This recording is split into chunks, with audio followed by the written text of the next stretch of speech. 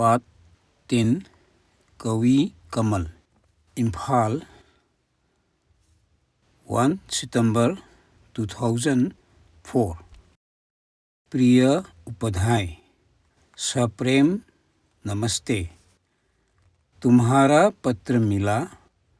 बहुत दिनों से एक भी पत्र न मिलने के कारण मैं तुम्हारे बारे में सोचकर चिंतित हो गया था। अब इस पत्र से तुम्हारी कुशलता का समाचार पाकर निश्चिंत हुआ। पत्र डालने में इतनी देर न किया करो। तुम मणिपुरी साहित्य के किसी नवजागरणकालीन कवि के बारे में जानना चाहते हो?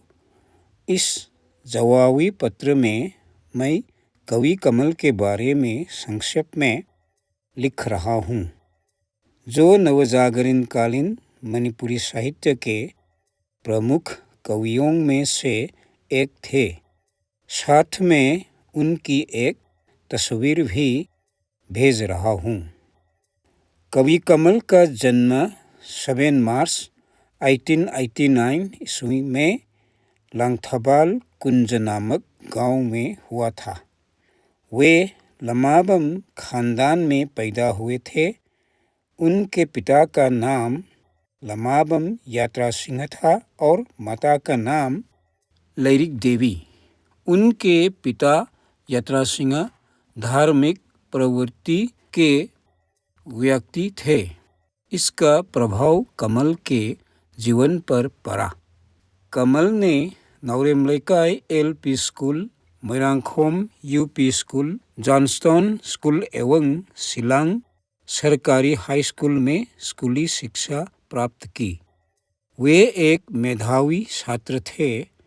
शिलांग सरकारी हाई स्कूल से कलकत्ता विश्वविद्यालय की मैट्रिक परीक्षा उत्तीर्ण करने के बाद उन्होंने डिब्रूगढ़ के बेरी व्हाइट मेडिकल स्कूल से चिकित्सा विज्ञान की शिक्षा प्राप्त की।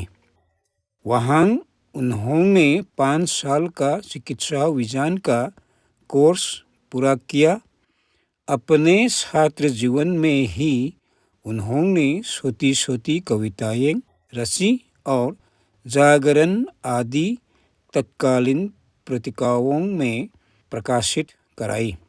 प्रथम मणिपुरी उपन्यास माधवी की रचना भी इसी समय हुई। मेडिकल स्कूल से LMP उत्तीर्ण करने के बाद मणिपुर लौट आए और सब असिस्टेंट सर्जन के रूप में सरकारी नौकरी करने लगे।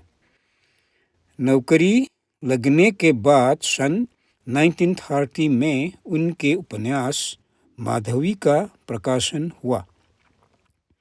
उनकी स्फुट कविताओं के संग्रह लैपरेंग अर्थात पुष्पमाला का प्रकाशन भी हुआ।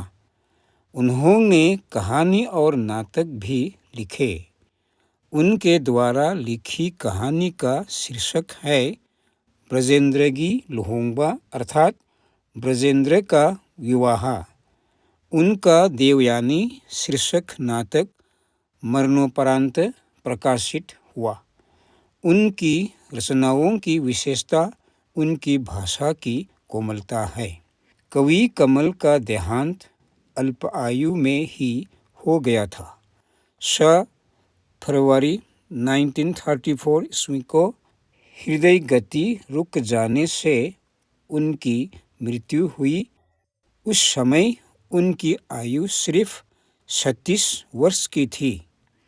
अब मैं इस पत्र को यहाँ समाप्त कर रहा हूँ। माताजी और पिताजी को मेरा प्रणाम। तुम्हारे अगले पत्र की प्रतीक्षा में तुम्हारा मित्र असीम चौबू सिन्हा।